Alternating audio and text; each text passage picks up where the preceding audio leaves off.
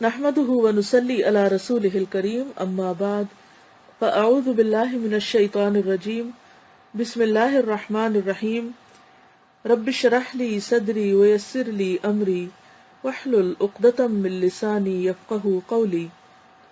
جنت دوزخ، جنت خدا کے انعامات کی جگہ ہے۔ ایک حدیث میں اللہ سبحانہ وتعالی جنت کو اپنی رحمت کہتے ہیں کہ انتی رحمتی، تو میری رحمت ہے۔ اور رحمت کا لفظ جو ہے وہ رحم سے نکلا ہے، ووم۔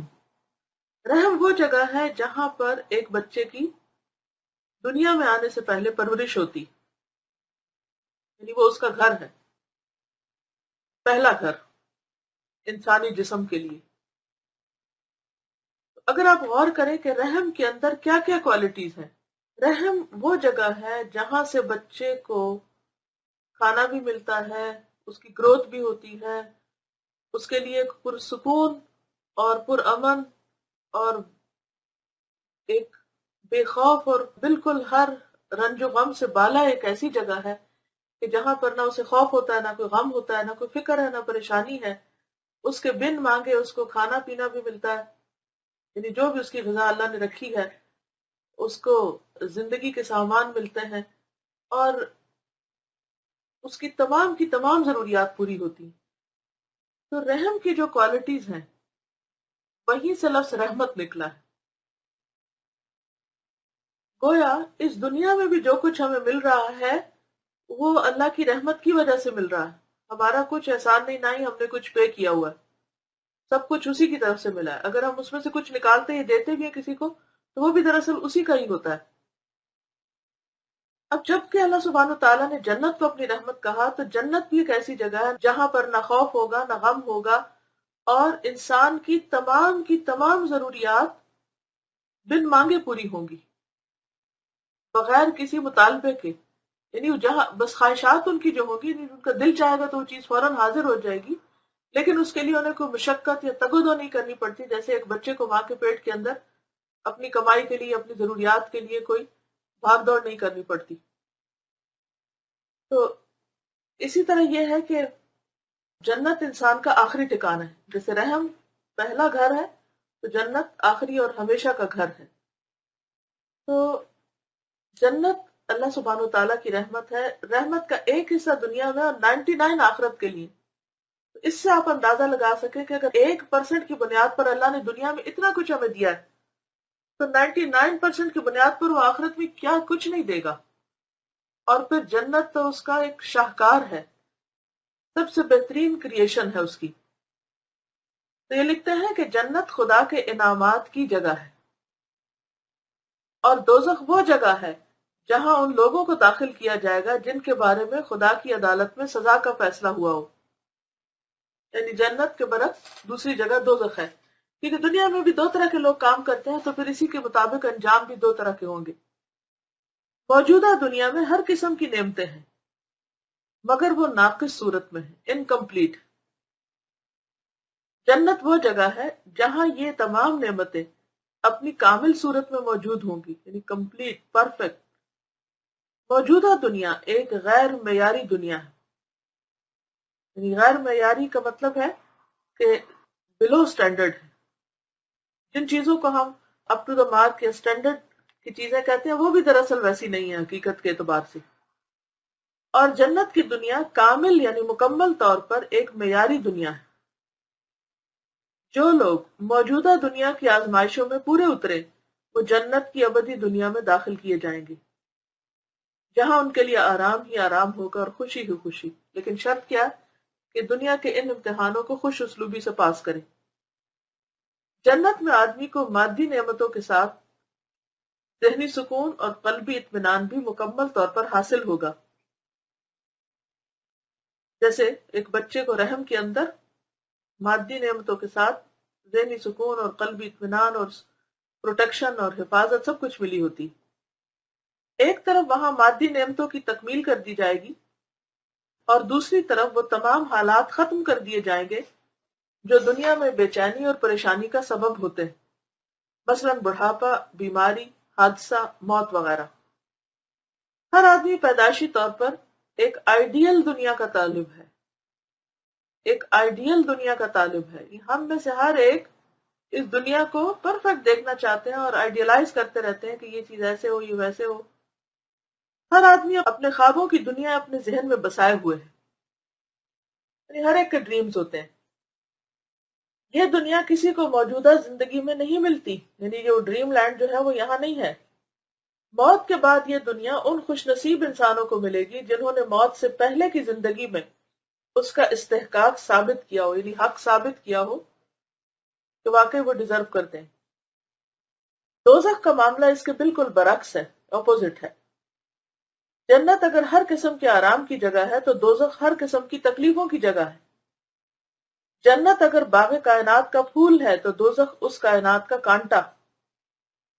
جو لوگ دنیا کی زندگی میں خدا کی مرضی کو چھوڑ کر اپنی خواہشوں پر چلیں، جو لوگ اخلاقی حدود کو توڑیں اور سرکشی کا طریقہ اختیار کریں، جو لوگ نہ خدا کا حق ادا کریں نہ بندوں کا حق، ایسے لوگ موت کے بعد دوزخ میں ڈال دیے جائیں گے، جہاں وہ ابدی طور پر اپنی بدکرداری کی سزا بھگتتے رہیں گے. دوزخ والوں کو بچانے کے لیے وہاں ان کا کوئی مددگار نہ ہوگا. آپ ذرا امیجن کریں اپنے آپ کو ایک ایسی جگہ جہاں آپ پر سخت پریشانی ہو اور کوئی آس پاس ایسا شخص نہ ہو جو آپ کی مدد کرے. ان کے تمام مددگار ان کا ساتھ چھوڑ دیں گے. وہاں کوئی نہ ہوگا جو خدائی فیصلے کو ان کے اوپر نافذ ہونے سے روک سکے. یعنی اللہ کی طاقت اور قدرت اور ملکوت و جبروت کے آگے کسی کی مجال نہیں، کسی کا بس نہیں ہوگا کہ کوئی ایک لفظ منہ سے نکال سکے. تو کس میں جرت کہ وہ سزا یافتہ انسان کو اللہ کی مرضی کے خلاف چھڑا سکے. لہذا ہم میں سے ہر ایک کو دنیا میں بہت فکر کے ساتھ اور بہت احتیاط کے ساتھ زندگی بسر کرنی چاہیے تاکہ کل قیامت کو کسی قسم کی ندامت نہ ہو. کچھ سوالات تھے ٹاپک کے حوالے سے اور ایک دو کمنٹ سے. جی یہ اسٹوڈنٹ لکھتے ہیں کہ ہم سب اس دنیا میں آئیڈیل کی تلاش میں رہتے ہیں. اگر یہ بات سمجھ آ جائے کہ آئیڈیل تو جنت میں ہے تو دنیا کی آدھی پریشانیاں ختم ہو جائیں. انہوں نے بالکل درست سمجھا، کیونکہ دنیا کو ہی پرفیکٹ بنانا چاہتے ہیں اور جب وہ ہمیں نظر نہیں آتی اس شکل میں جس طرح ہم چاہتے ہیں تو پھر ہم فرسٹریٹ ہوتے ہیں. تو یہ تو دراصل ایک ٹیسٹ ہے، اور اصل گھر اور اصل خوشی کی جگہ تو آخرت میں ہے. پھر استاذہ یہ اسٹوڈنٹ نے لکھا ہے کہ استاذہ سب سے پہلے جزاک اللہ کہ آپ نے مضمون اتنی خوبصورتی سے ہمیں پڑھا رہی ہیں. آخرت کے ٹاپک میں آپ نے گھر کی مثال سے واضح کیا، یعنی ہمیں چوائس دی گئی کہ کون سا گھر چاہتے ہو. دنیا کا جس کی محبت کی وجہ سے شاید تم جنت نہ پا سکو. یقین کریں جنت دوزخ کا ٹاپک سن کر میرا گھر جو کہ بہت بڑا ویلا ہے مجھے بہت معمولی لگا. استاذہ میں اپنے بچوں اور شوہر میں بھی یہی احساس پیدا کرنا چاہتی ہوں، لیکن مجھے ایسا محسوس ہوتا ہے کہ جنت دوزخ کے بارے میں میرا اپنا بھی کانسیپٹ واضح نہیں ہے. اس کے بارے میں کوئی ٹپس دے دیں کہ بچوں اور شوہر کو کے اندر یہی فیلنگز کیسے پیدا کریں. یہ دیکھیے کہ آپ کے اپنے اندر یہ فیلنگز کیسے آ رہی ہیں. ظاہری بات ہے کہ علم حاصل کرنے سے، سیکھنے سے، تو کوئی بھی ایسا طریقہ اختیار کریں کہ آپ کے بچے اور آپ کے ہسبینڈ جو ہیں وہ یہ باتیں جانیں. جب انسان کسی چیز کو جانتا ہے، معلوم کرتا ہے، تو اس کے بعد ہی اس کا عمل بدلتا ہے. اب اس کا طریقہ کیا ہو، بعض اوقات جب ہم خود کچھ سکھانے لگتے ہیں تو وہ ہماری بات نہیں سنتے. اس کے باوجود اچھی باتیں، اچھی کتابیں شیئر کرتے رہیں، اکٹھے بیٹھ کے ریڈنگ کی کچھ عادت ڈالیں، گھر میں اکٹھے سرکل کریں. اور اس کے علاوہ یہ ہے کہ مساجد میں یا کوئی کانفرنسز وغیرہ میں جہاں بھی اچھے لیکچرز ہوں وہاں پر ان کو لے جائیں، اچھے اسکالر سے ملوائیں. تو انشاءاللہ تعالی جو علم بڑھے گا اسی طرح ہی آخرت کا احساس بڑھتا چلا جائے گا. استاذ یہ کون اسٹوڈنٹ کا کوشچن ہے کہ سیکنڈ پیراگراف میں کہا گیا کہ یہ دنیا غیر معیاری ہے اور جنت معیاری ہے. معیاری کا کیا مطلب ہے؟ معیاری کا مطلب ہے کہ جو ہمارے سٹینڈرڈز ہیں یا ایک جو پرفیکشن کی خواہش ہے وہ اس دنیا میں ہے ہی نہیں. جیسے ایک حدیث قدسی میں بھی آتا ہے نا کہ میں نے سکون کو جنت میں رکھ دیا ہے، لوگ اسے دنیا میں تلاش کرتے ہیں، بھلا وہ کیسے پائیں گے. تو بات یہ ہے کہ جو چیز دنیا کے اندر ہے ہی نہیں، یعنی پرفیکشن، تو وہ یہاں سے نہیں مل سکتی، وہ آخرت میں ہی ہے اور اسی کی تمنا رکھنی چاہیے. ایک اور کوشچن ہے کہ اس ٹاپک میں ان لوگوں کی خصوصیات بتائی گئی جو دوزخ میں جائیں گے، اس میں ایک وہ ہے جو اللہ کی مرضی کو چھوڑ کر خواہشوں پر چلیں. استاذ قرآن میں بھی 2 جگہ پڑھا کہ خواہشات کی پیروی، اور یہاں بھی وہی بات ہے، برائے مہربانی خواہشات کو واضح کر دیں. خواہشات جو ہماری ڈیزائرز ہوتی ہیں، قرآن پاک میں اگر آپ سورۃ آل عمران کے شروع میں پڑھیں تو یہ آیت موجود ہے، زُيِّنَ لِلنَّاسِ حُبُّ الشَّهَوَاتِ مِنَ النِّسَاءِ وَالْبَنِينَ وَالْقَنَاطِيرِ الْمُقَنطَرَةِ مِنَ الذَّهَبِ وَالْفِضَّةِ وَالْأَنْعَامِ وَالْحَرْثِ ذَلِكَ مَتَاعُ الْحَيَاةِ الدُّنْيَا، کہ لوگوں کے لیے خوبصورت کر دی گئی ہے خواہشات کی محبت، جو عورتیں ہیں، بیٹے ہیں، ڈھیروں سونا چاندی ہے، یعنی سونے چاندی کے ڈھیر ہیں، مال مویشی ہیں، کھیتیاں ہیں، نشان زدہ گھوڑے ہیں یعنی گاڑیاں. تو ان سب چیزوں کی جو خواہش ہے، ایک تو ہے کہ یہ چیز ہو اور اس چیز سے محبت کی جائے، تو عموماً اس چیز کی محبت نہیں ہوتی، اس کی خواہش کی محبت ہوتی ہے. مثلا آپ دیکھیں کہ بہت سے لوگوں کو شادی کا شوق ہوتا ہے، لیکن جب شادی ہو جاتی ہے تو بیوی کی کوئی قدر پرواہ نہیں ہوتی. اسی طرح بہت سے مردوں کو یا خواتین کو بھی بیٹوں کا بڑا شوق ہوتا ہے، لیکن جب بیٹا ہو جاتا ہے تو پھر بیٹے کی تربیت اور اس کی خیرخواہی اس طرح نہیں کی جاتی جیسے کی جانی چاہیے. اسی طرح باقی چیزوں کے ساتھ، ظاہر بھیڑ بکری کے ساتھ تو کوئی محبت نہیں کرتا، لیکن ان چیزوں کی جو موجودگی ہے یا ان کے پانے کے بعد جو احساس ہے کہ ہمارے پاس یہ سب کچھ ہے، تو یہ جو لذتوں کی محبت ہے کہ انسان لذت کے لیے یا ڈیزائرز کے لیے یا پھر جسے کہتے ہیں کہ انٹرٹینمنٹ کے لیے اور خوشی کے لیے جینا چاہتا ہے اور صرف انجوائے کرنا چاہتے ہیں. ان چیزوں کی جو انجوائمنٹ کا ایک تاثر ہے ہر چیز کے اندر، ہم سوچتے ہیں کہ انجوائمنٹ ہوتا کہ اب لوگ دین میں بھی انجوائمنٹ چاہتے ہیں، عبادت میں بھی انجوائمنٹ چاہتے ہیں، اسی وجہ سے پھر بدعات ایجاد کرتے ہیں، دین میں خود ساختہ طریقے ایجاد کرتے ہیں، کیونکہ اصل ان کے ذہن کے اوپر لذت چھائی ہوئی ہے. تو لذتوں کی جو تکمیل ہے وہ دنیا میں نہیں، وہ دراصل آخرت کے لیے ہے. اللہ نے جتنی بھی چیزیں ہمیں دی ہیں، یہ 7 چیزیں جن کا اس آیت میں ذکر ہے، اور اس کے علاوہ بھی دنیا میں بہت کچھ پایا جاتا ہے، یہ سب کچھ ہمیں اس لیے دیا ہے کہ ہم ان چیزوں کو اللہ کے راستے میں استعمال کر کے انہیں فائدہ بھی اٹھائیں، اپنی ضروریات بھی پوری کریں، لیکن ان کو اللہ کے راستے میں اس طرح استعمال کریں کہ پھر کل کو قیامت کے دن ہمیں اس سے بہترین اجر حاصل کرنے کا موقع ملے.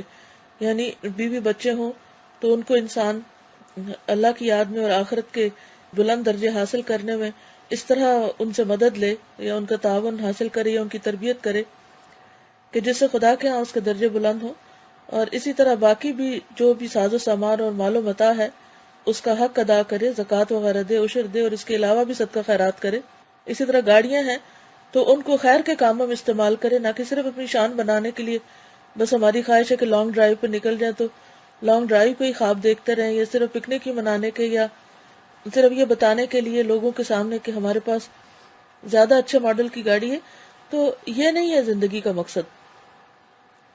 تو خواہشات کی محبت کیا ہے کہ بس انسان کسی ایک چیز پر قناعت نہ کرے اور زیادہ سے زیادہ کی حرص میں لگا رہے.